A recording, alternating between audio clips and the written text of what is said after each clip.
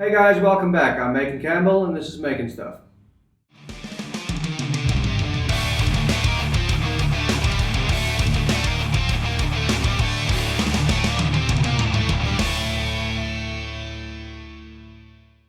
So today we're going to be tackling this stop action, and hopefully by the end of this video this thing is going to look a whole lot better than what it does now. Apologies that part 3 has taken so long to come out. I did take my family camping for a whole week last week, so this is the first chance that I've had to get back to this project. So before I get into taking this thing apart, I'd just like to share a bit of wisdom that I have acquired since the last video that I put out. And this is mainly about glue. What to use and what not to use. Just as a matter of interest for anyone who is tackling a project like this, a good resource that I have found, a community of people that are passionate about organ building and organ restoration, is a Facebook group called Read Organ Tech. I'm not going to leave a link for it because it's pretty easy to find. You just search it on Facebook and you'll find it. It's not a gigantic community, but it seems very close-knit, and any type of question I've asked on there, including the one about the glue, which I'm going to discuss with you now, everyone on that group is very eager to help, and a lot of them are very knowledgeable. And the group is just a pleasure to be a part of. With that being said, I did post a question to the group regarding what type of glue one should use in a project like this. And from what the members of that group told me and other research that I also did, here is what I found. Most organ builders and restorers and instrument builders and antique furniture restorers generally use one type of glue, and that is hot glue. And by hot glue, I don't mean the type of glue that you get out of an electric hot glue gun. It's nothing like that at all. Hot glue is basically a natural glue called animal hide glue, which is, as the name suggests, made from animal hide. The reason it's called hot glue is you have to apply heat to prepare the glue. The glue usually comes in flakes or crystals, like a type of powder form. How you prepare it is in a pot which is called a glue pot. It's a double-walled pot which has water surrounding the main pot in which you put the flakes in, and you heat the water to a certain temperature. The flakes or crystals will melt inside the inner pot, and once it's reached the proper consistency, you can start using it. The problem with this glue is that you need quite a bit of experience to use it, because once it cools down beyond a certain point, you have to reheat it. So you only have a limited window in which the glue is actually workable. So you've got to know what you're doing so that you can get it done quickly.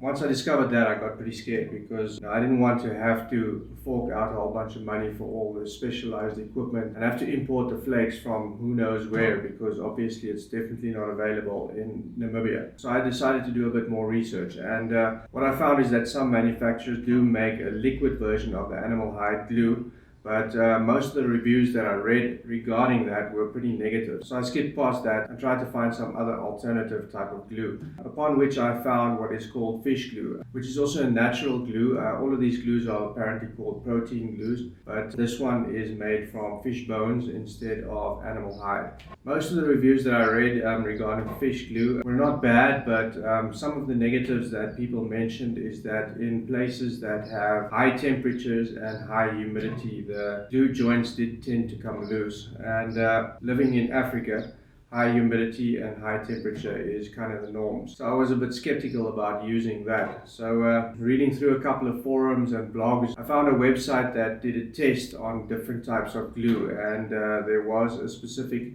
liquid animal hide glue that was part of the lineup, as I'll show you here. This was an older brand which wasn't mentioned in many of the other forums, so I decided to do a bit more research, and I found that this specific one, called Old Brown Glue, seems to be a favorite among antique furniture restoration guys. As you can see here, it wasn't the best performing glue, but it did in fact perform better than the original animal hide glue in certain aspects. So I felt fairly comfortable in using that. There's not a lot of preparation required, apparently. According to a video that I saw on the internet by the creator of this glue, you still have to keep it at a working temperature. So all you need is a bucket with warm water from your tap, and you can happily keep it at a good working temperature, which seems a whole lot less effort than going the traditional routes.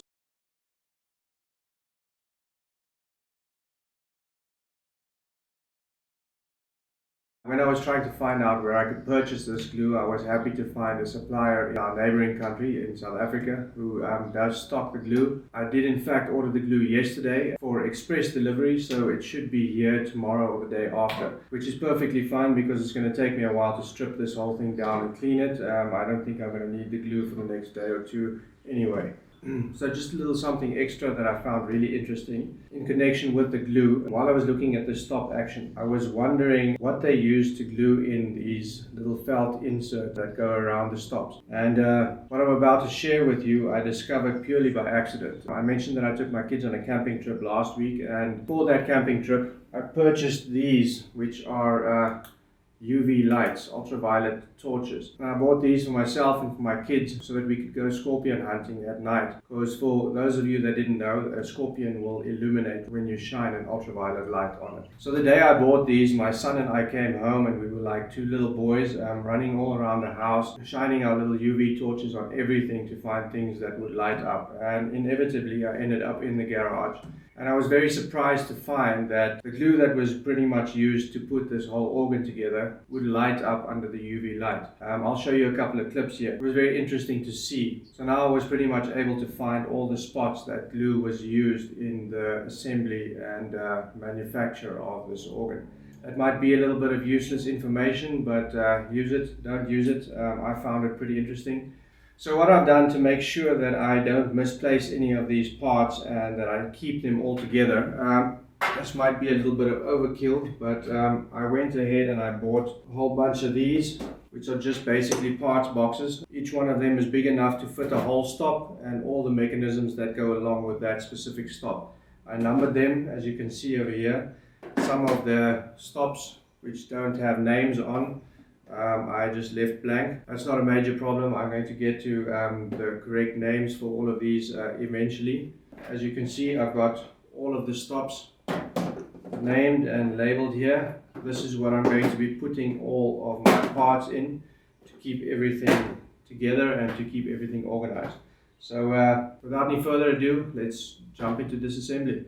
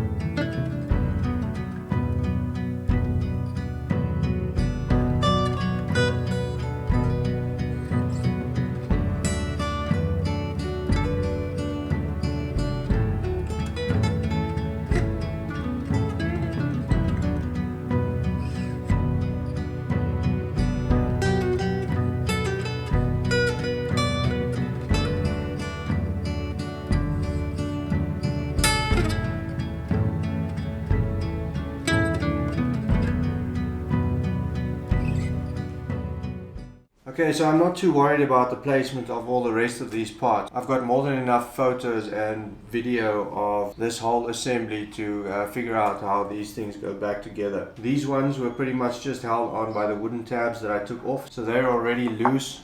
These ones have got these extra little metal tabs here that are holding them on, so I might have to bend those up to get those out. Then basically it's just this mechanism. Then this thing is pretty much apart. And once that is done, it's time for cleaning. So let's get started with that.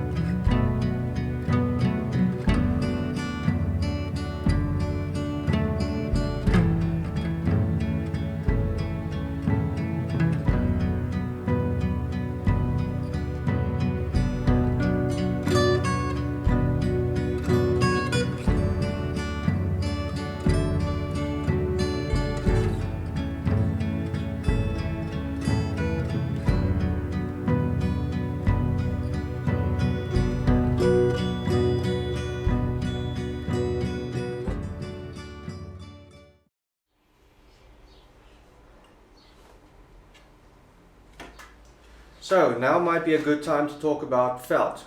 To felt or not to felt? That is the question. You might have noticed throughout the disassembly of this stop action that there is a lot of felt in here. Basically every moving part has got felt as some kind of bushing. Over here where the stops move in and out, over here where the even at the bottom here, between this piece of wood and the keys, is also felt. There's a little piece of felt here. This one seems a bit thicker. These initially I thought were cardboard or something, but they seem like they are also some kind of felt, a thinner, higher density felt perhaps. Everywhere basically that there is parts moving, there is felt. So I set out to find felt. I couldn't find this shade of green anywhere. And one of the problems that I ran into as well is most of the places that sold felt only sold them in small sheets. Now for this part specifically, I need one long piece. Initially the only felt that I could find in a large form factor like this was white felt, and I didn't think white felt would look very nice here. Eventually I think at the third shop that I went to, I did manage to find green felt and a blue felt, but the green was a lot lighter than this one. Please try not to laugh, but this is what I have. Now I know what you're probably thinking. I've got almost enough felt here to open up a felt shop myself. With all the felt I have here, I could probably restore 500 organs.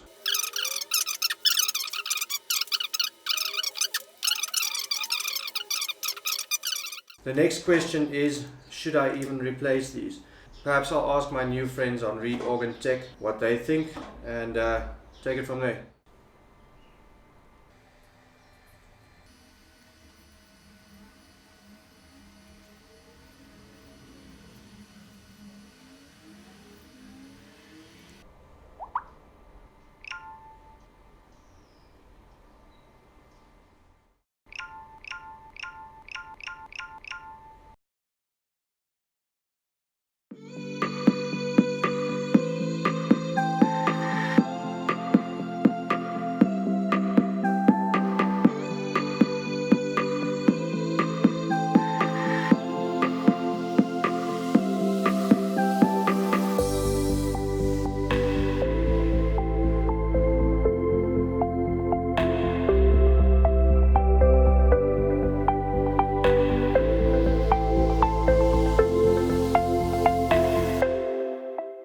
So I guess there's no turning back now. Felt is all out, so I'm going to have to replace it. I'm going to have to clean out whatever felt is left over in here. Some of them stuck a little bit more than others. Hopefully by tomorrow or the day after my old brown glue will be here, and by then all these parts should be cleaned, and then I can start reinserting all the felt where it's needed and getting this thing put back together. So let's get cleaning.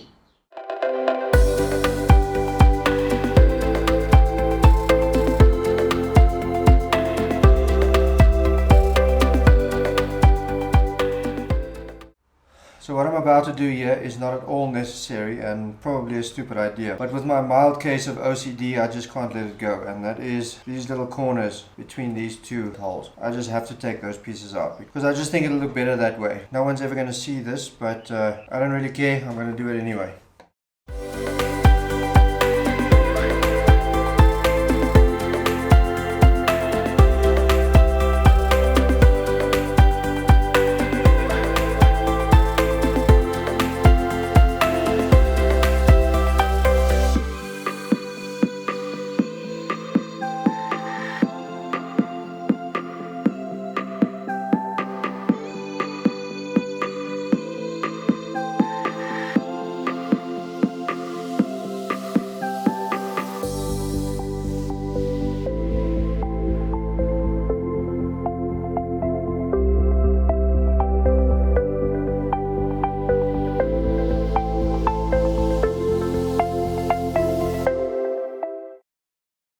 Okay, so I've been sitting here this morning cutting a couple of pieces of felt so that I can try and get the proper dimensions for the felt inserts for the stops.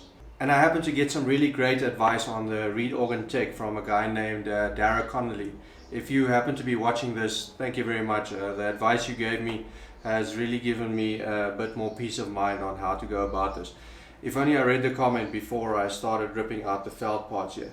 So basically what he said is I should take some damp or wet pieces of cotton wool and stick them inside the holes, and the wet cotton wool would soften the glue, and I would be able to easily remove the old pieces of felt, and then I can use a drum sander on a Dremel, which luckily I have, to sand out whatever is left of the glue and the felt. The best piece of advice that he gave me was how to get the felt pieces inside here, which was something that I was worried about. And he actually sent me a short video of how he did that. So you take a tweezer like this, and you wrap the felt around it, and you stick it in with the one end at about 6 o'clock, and then you start unraveling it.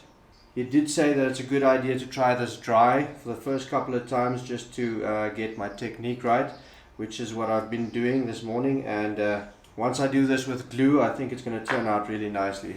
This one I cut to the right length, so that one fits nice and snug. This one is a little bit short, so there's a tiny bit of a gap in there, but all in all I think that is going to look really nice. So while I was sitting here, the courier company called and told me that my old brown glue has arrived, and here it is. Yay. So let me open this up.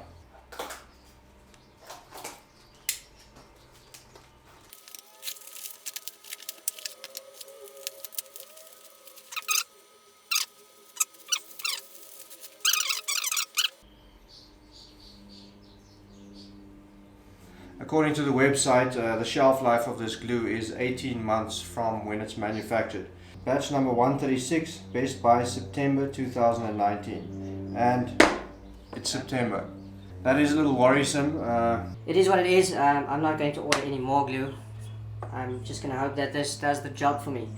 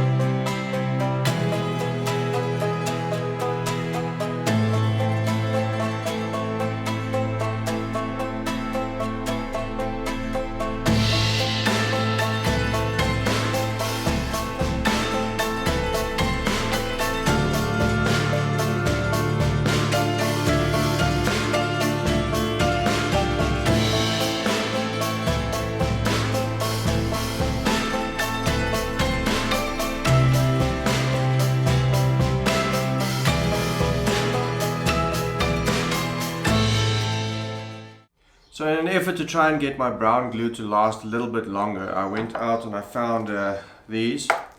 So what I'm going to do is I'm going to decant some of this into here so that I have a smaller amount to use, and this I'm going to either refrigerate or freeze with the hopes of making it last a little bit longer. So as it turned out, the pieces of white material that were glued underneath these blocks was in fact cardboard. Instead of replacing it with cardboard again, I'm going to use leather instead. So hopefully that's going to last a bit longer than the original cardboard. I'm going to pour over some of this, get this in a warm bucket of water, and then I'm going to glue on these pieces of leather and then carry on with all the felt. So enough talking, let's get going.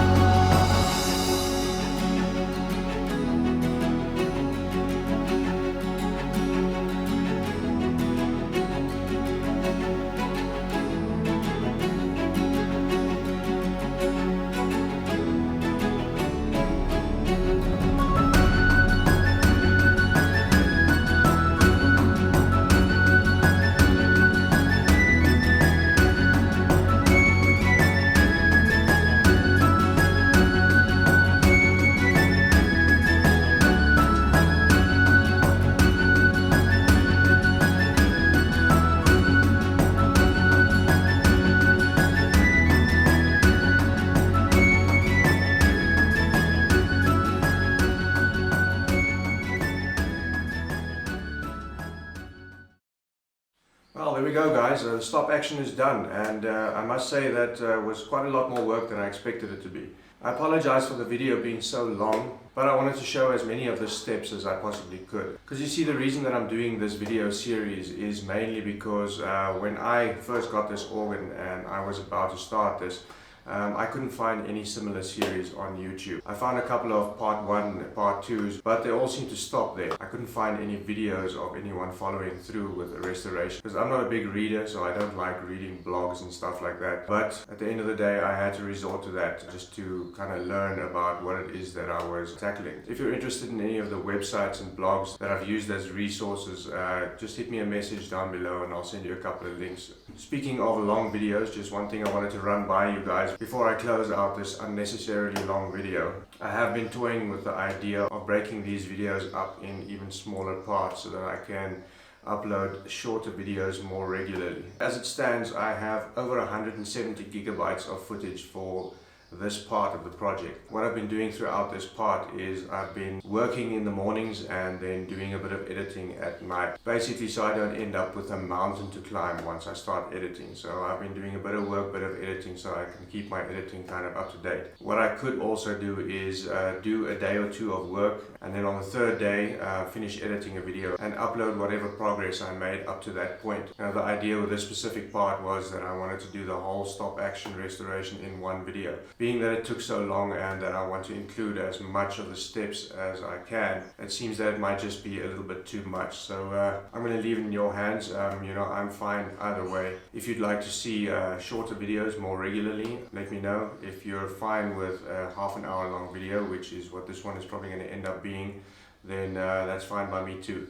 But for those of you that are still here, I thank you very much for watching. I hope you're finding this series interesting. I'm certainly learning a whole lot throughout this project, and I hope that you are too. I never in my whole life thought that restoring an antique reed organ could be this much fun. Anyway, let me not stretch this video out even longer. As I said, thank you for watching. If you like this video, give me a thumbs up. If you know of anyone else that is tackling a project like this, go ahead and share it with them. I'm sure it's going to be helpful to them. And until next time, keep making stuff.